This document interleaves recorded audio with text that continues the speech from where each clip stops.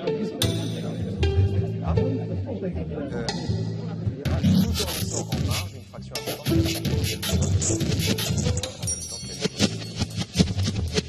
C'est pas mal. Oui, c'est pas mal. C'est pas mal, c'est pas mal. C'est pas révolutionnaire, mais c'est pas mal. À quoi tient la fascination pour la violence, Marc Répond? Pourquoi la violence nous fascine, comme on dit? C'est même un lieu commun de le dire. Alors je pense pour deux raisons majeures. D'abord parce qu'elle est interdite. Et donc toute manifestation de violence est la transgression d'un interdit, première chose. Et deuxièmement... C'est pas exclusif, enfin c'est pas le propre de la violence. Et deuxièmement parce que cette transgression-là est source de plaisir. Et si on regarde la photo là qu'on a en face, c'est ce qui est tout à fait manifeste. Pourquoi? Parce que la scène, c'est une cour d'école. Visiblement, c'est une cour d'école. Début des années 30 en Angleterre. On peut voir le cercle là, qui indique probablement une aire de jeu. Bon, on voit que les enfants sont habillés comme des écoliers de l'époque. Et l'école, c'est quoi? L'école, c'est justement l'un des lieux dans la société où on apprend à contrôler sa violence et où s'apprend l'interdit de la violence. Et donc là, on est évidemment dans une scène qui est une scène de transgression, c'est-à-dire que la violence interdite se manifeste, explose. Et ce qui est frappant dans cette photo, c'est surtout le plaisir, la jouissance. On voit, regarde, il y a un vrai plaisir. Le visage enchanté. Le visage enchanté. Plus qu'enchanté, le visage presque lubrique. Là, il y a une sorte de jouissance. C'est vous qui avez parlé de jouissance. On peut parler ici de jouissance enfantine. Là, regardez, l'air absolument radieux, enchanté. Bon, celui-là a l'air un peu constipé, mais... Il y a de la curiosité. Il n'y a pas seulement de la jouissance, il y a de la curiosité, il y a du plaisir. Bon. Alors vous vous souvenez, bien sûr, de Freud qui explique qu'il y a trois pulsions fondamentales qui sont refoulées par la société. Et le travail de la civilisation, et donc de l'école, c'est de refouler ces trois pulsions. Et l'une des trois pulsions, qui est exemplaire de toute forme de violence, c'est le plaisir-désir de meurtre. Alors là, on n'en est pas au meurtre, évidemment, mais on est dans une bagarre, dans une cour d'école, et on a très précisément affaire à la transgression d'un des interdits que l'école demande de refouler. Transgression qui peut-être est organisée. On ne sait pas si, après tout, ce rassemblement-là et le fait que ce soit pris en photo n'est pas une mise en scène, ou alors sans être une mise en scène, en tout cas réglée. Il s'agit d'un combat de boxe, en fait. Il s'agit d'un combat de boxe. Il y a deux belligérants. C'est un premier élément. Est-ce que cette foule s'est formée spontanément ou est-ce qu'elle s'est constituée autour de deux belligérants qui ont décidé d'en découdre dans les règles de l'art?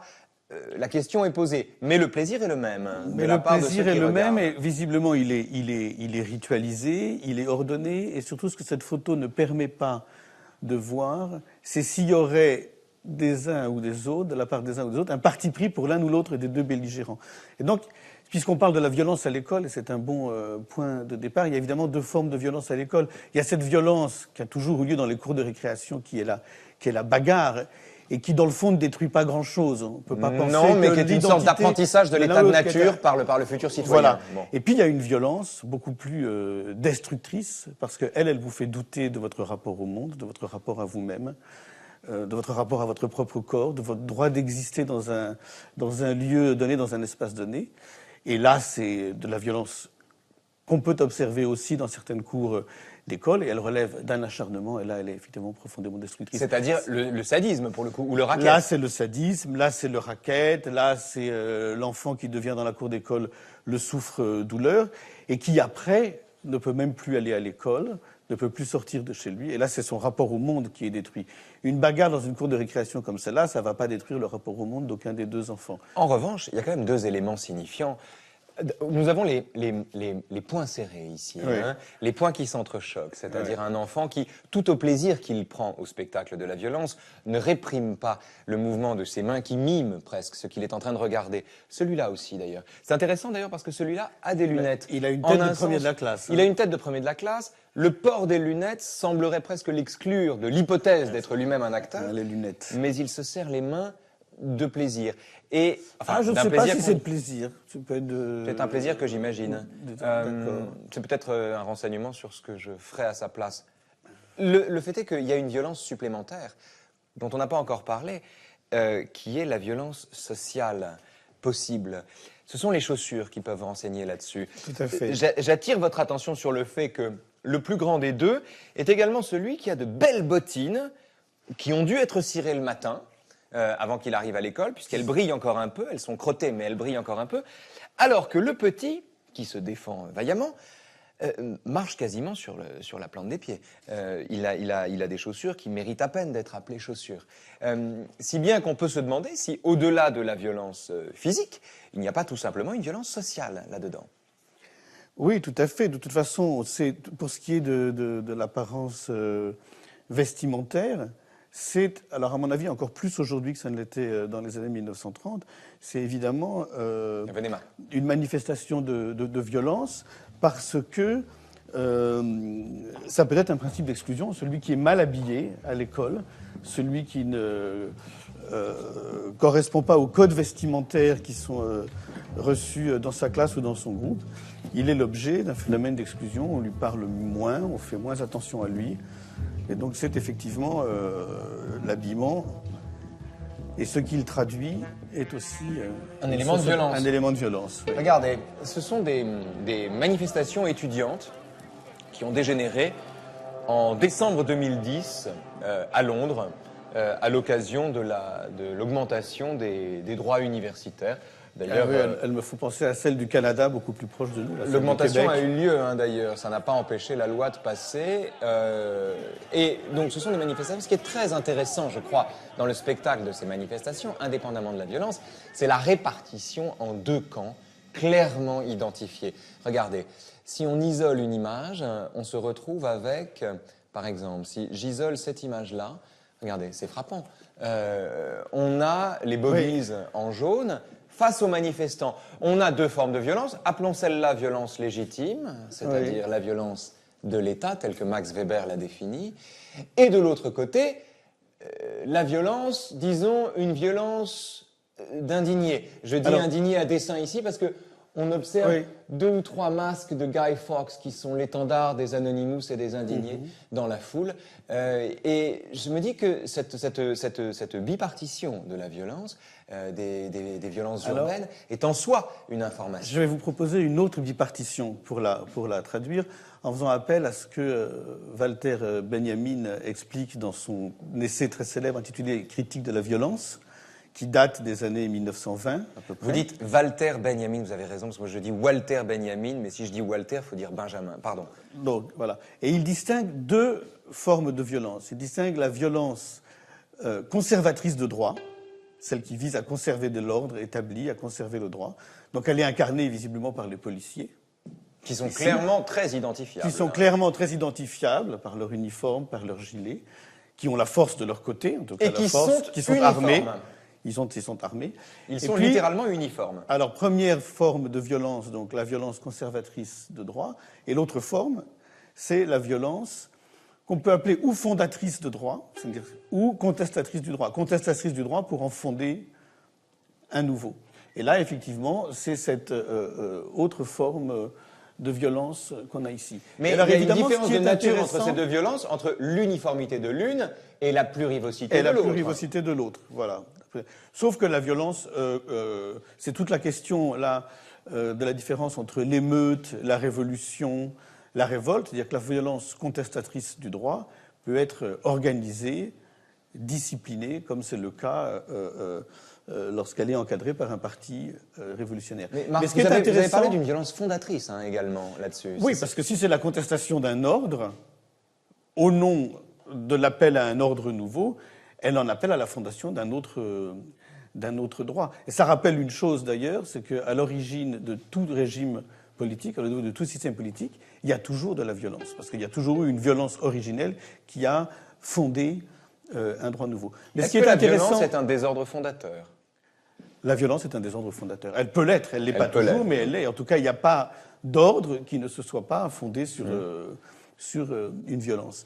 Mais surtout, il y a autre chose, ou une autre réflexion que suscite cette image, c'est que cette guerre entre violence conservatrice de droit et violence fondatrice de droit ou contestatrice du droit, c'est aussi aujourd'hui une guerre des images.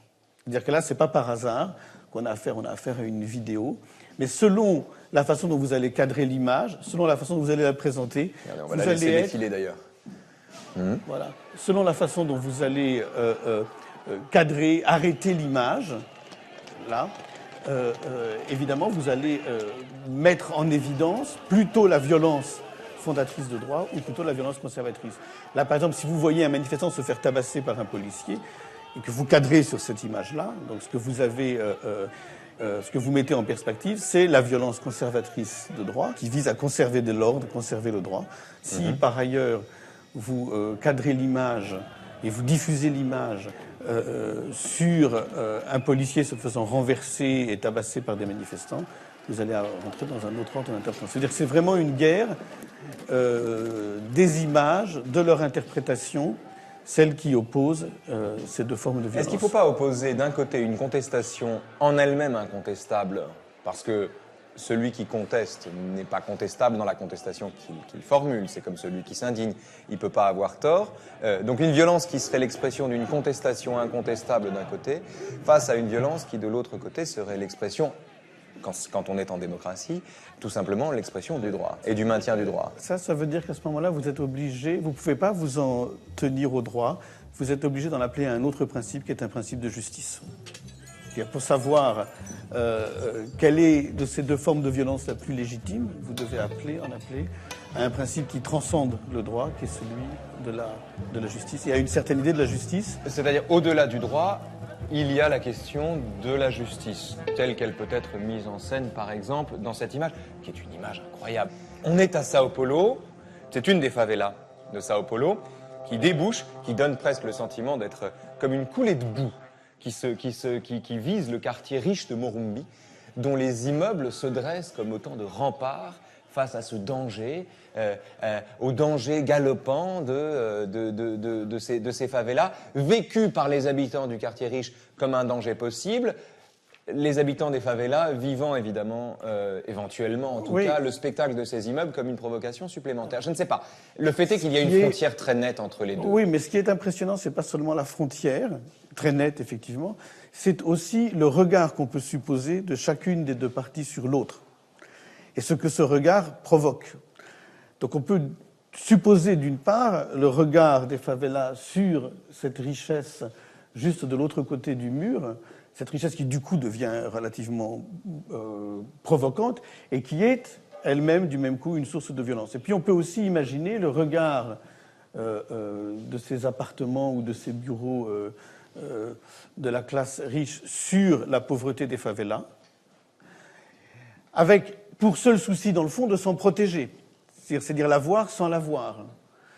Le problème ne va pas être de résoudre la misère et de la corriger, mais de s'en protéger. Et ça, je trouve que c'est très intéressant parce que ça désigne l'un des régimes ordinaires de notre rapport à la violence. C'est-à-dire que la violence, oui, comme on l'a vu tout à l'heure, elle nous fascine, mais aussi, nous ne voulons pas la voir, nous nous fermons les yeux, nous nous bouchons les oreilles, nous cherchons à nous en protéger, nous voulons continuer à vivre très bien tout en sachant que ces formes extrêmes de violence existent. Et ça, c'est très précisément ce que j'appelle le consentement meurtrier. Quand on parle... Voilà, alors ça, c'est le titre de votre livre, le consentement meurtrier. Vous pointez dans le consentement meurtrier une série de violences différentes en essayant de trouver un dénominateur commun à toutes ces violences.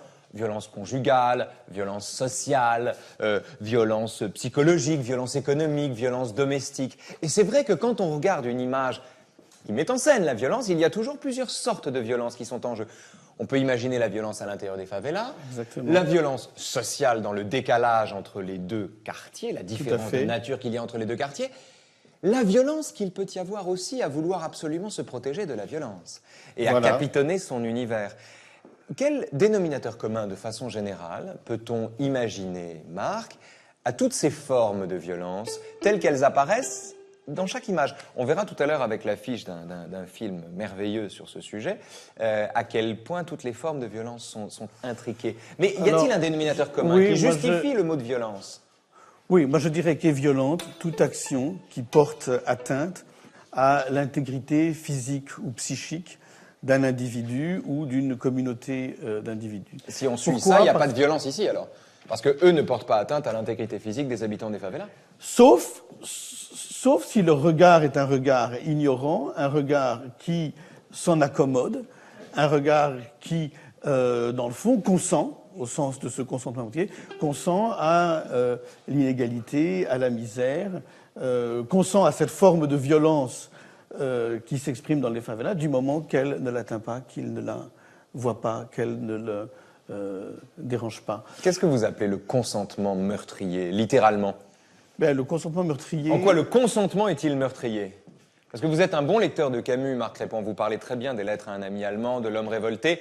Or, Camus est le philosophe du consentement. Si on part du principe que la relation à autrui est fondée sur la responsabilité du soin, de l'attention ou du secours qu'exige sa vulnérabilité et sa mortalité, alors ce principe-là, on peut dire que nous ne cessons de le transgresser. En réalité... voilà une porte qu'il va falloir ouvrir, ce qui n'est pas évident. Ah voilà, pardon, allez-y. En réalité, nous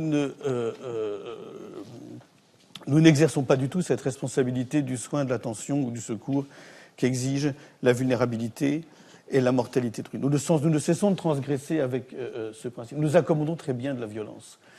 Tant qu'on n'est pas touché par elle. Tant que nous ne sommes pas touchés par elle. C'est cette forme d'accommodement que j'appelle le consentement meurtrier. Et elle est commune à toutes les formes. Eh bien, on va en voir un très bon exemple tout à l'heure. Est-ce que le consentement meurtrier, c'est par exemple un type qui regarde la télé? Alors, il n'est pas dans un quartier riche, il n'est pas à Morumbi, il n'a pas l'œil sur la favela. Mais il regarde un reportage sur les favelas, sur la violence dans les favelas. Il est chez lui, il voit les gens mourir de faim ou les gens s'entretuer pour du trafic de drogue. Il est chez lui, il mange bien, il est tranquille, il est peinard. Qui plus est, il se roule un joint, par exemple. Et est-ce qu'il y a une forme de violence dans l'indifférence du téléspectateur qui regarde ça et qu'à la limite, le spectacle de la violence fait jouir presque? Oui, exactement. Et c'est pour. Ça veut dire que, dans le fond, le consentement meurtrier, il n'est pas exceptionnel. Il ne concerne pas seulement quelques individus parmi d'autres. Le consentement meurtrier, c'est tout simplement une dimension anthropologique de l'existence qui, c'est une dimension de notre rapport au monde. C'est-à-dire, nous vivons au monde en consentant à certaines formes de violence. L'aptitude au vase clos. L'aptitude au vase clos. Le fait que nous accommodons très bien de la famine dans le monde, d'un certain nombre de guerres oubliées. Pas moyen de faire autrement, sans doute. Mais donc, il faut qu'avant de commencer à réfléchir sur les rapports entre éthique et politique, etc., et sur la violence en général, il faut d'abord reconnaître cette chose-là, le consentement meurtrier, comme une dimension de toute existence. Il faut dire à quel point Camus est le philosophe de ça, puisqu'il reconnaît aux individus le droit d'être égoïste, et en même temps, il est celui qui souffre des douleurs qui lui sont épargnées. Voilà. Donc, mais c'est une expression de Camus. Le consentement meurtrier, au départ, c'est une expression de Camus. C'est dans L'homme révolté? C'est dans la préface de L'homme révolté, et c'est très intéressant dans la préface des Chroniques algériennes. Alors, il y a l'aptitude à ne pas souffrir des douleurs qui nous sont épargnées. Il y a aussi parfois le refus d'entendre les douleurs qui nous seraient insupportables. Le film en question, Festen, est à mon sens un chef-d'œuvre.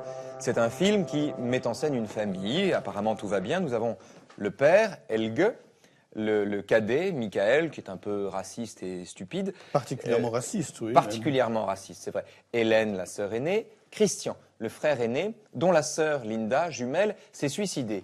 Et ce sont les 60 ans du père, je le dis rapidement, pour ceux d'entre nous qui n'ont pas vu le film. Les 60 ans du père, toute la famille est réunie, et Christian fait un discours en hommage à son père, sauf que le discours en question commence en expliquant que il commence son discours en expliquant que quand ils étaient petits avec sa sœur, eh bien son père tous les jours les emmenait dans son bureau puis les violait régulièrement. Alors, mais ce qui est fascinant dans ce film, juste pour finir là-dessus, c'est à quel point personne ne veut entendre cela, même une fois que c'est dit.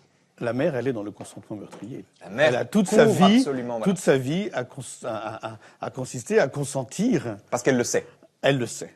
Elle le sait, le fils le raconte très bien, et elle a fermé les yeux sur les effroyables violences que le père faisait subir à toute sa famille. Et vous voyez, tout à l'heure, je disais, pour définir la violence, que est violente toute action qui porte atteinte à l'intégrité physique ou psychique d'un individu. Pourquoi ? Parce que cette violence-là, elle consiste toujours à rompre le crédit minimal que nous avons besoin de mettre dans notre rapport au monde, dans notre rapport aux autres, dans notre rapport à l'espace, au temps, pour rendre la vie vivable. Et là, on voit bien que la violence du père a absolument tout détruit, qu'aucun de ses enfants ne peut avoir confiance dans son rapport au monde, dans son rapport aux autres. Et ces violences se perpétuent d'année en année. Le fils, là, Christian, est extrêmement atteint, extrêmement. On voit bien qu'il a du mal à entretenir quelque relation que ce soit avec qui que ce soit. Avec celle-ci qui est amoureuse de lui, d'ailleurs. Il n'arrive pas à aimer cette femme jusqu'à la fin du film. Enfin bon, ça c'est une autre histoire. Mais je voulais, voilà, le sous-titre du film. Toute famille a son secret. Oui, toute famille a son secret. Ouais. Et je tenais beaucoup à ce qu'on puisse parler dans le cadre de cette émission des violences qui interviennent dans la sphère privée. La violence des parents sur les enfants, violence de certaines formes d'éducation, les violences conjugales. On aurait pu choisir ici, on a hésité entre Festen, voilà, qui renvoie à cette forme de violence extrême qui est le viol des enfants par leur père. On aurait pu aussi, je ne sais pas à quel film on aurait pu penser, montrer une image de violence conjugale, ou alors une image d'une famille harmonieuse, en apparence harmonieuse, sauf que cette famille est absolument détruite de l'intérieur par les violences que le père fait subir aux enfants ou à son épouse ou à la mère. Mais est-ce que ça n'est pas parce que la structure familiale, au fond, concentre toutes les formes de violence dont on a parlé? Laissons de côté la violence sociale, encore que le Michael est celui qui réussit le moins dans sa vie et qui est méprisé par le père.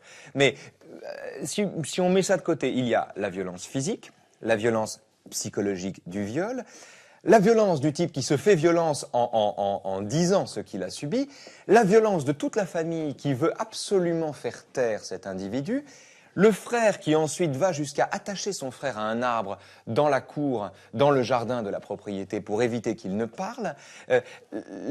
Toutes les violences sont ici présentes, oui. Sans compter la violence conjugale entre le frère et sa femme qu'il bat régulièrement. Mais voyez, et la violence tacite de la mère qui couvre tout. On est parti tout à l'heure de Freud.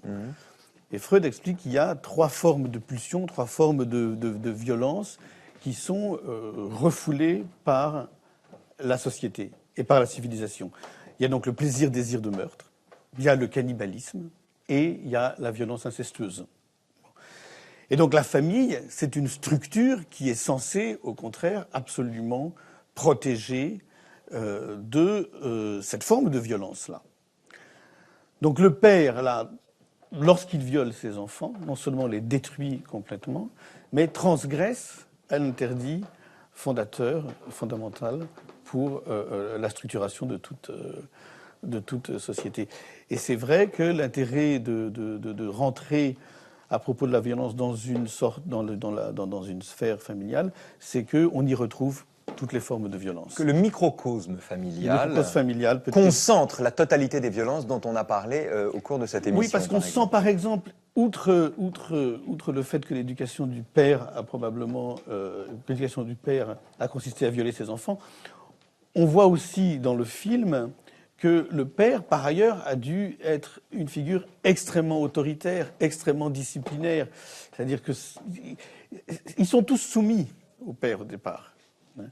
Et donc, c'est si vrai d'ailleurs que la sœur, découvrant ce que le père a fait dès le début du film, s'évertue tout au long du film à ne pas le dire.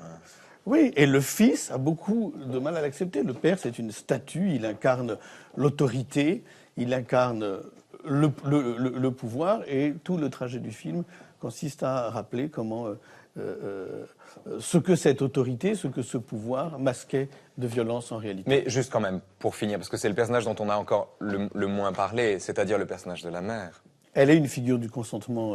C'est ce que j'allais vous dire. C'est le consentement meurtrier par excellence. C'est la collabo. C'est la collabo, mais la collaborationniste. C'est un consentement actif presque. Elle voit le père violer les enfants. Et elle ne dit rien. Et quand le fils fait son discours, la mère couvre ensuite le père en disant que le fils a l'habitude de raconter des histoires et qu'il devrait présenter des excuses à son père. Oui, c'est une famille bourgeoise. C'est une famille très aisée, même. Et donc, il y a le culte des apparences. Rien des violences familiales secrètes ne doit transparaître. Donc, elle sait, mais ça ne doit absolument pas transparaître et être montré. Et donc là, ça exemplifie dans le fond, ce qui est une dimension de ce que j'appelle le consentement, c'est qui est l'hypocrisie fondamentale de notre rapport à la violence. Et qu'au fond, la violence supérieure est dans la dissimulation de la violence. Et que la violence supérieure est dans la dissimulation de la violence. Exactement. Merci Marc. Venez, on y va.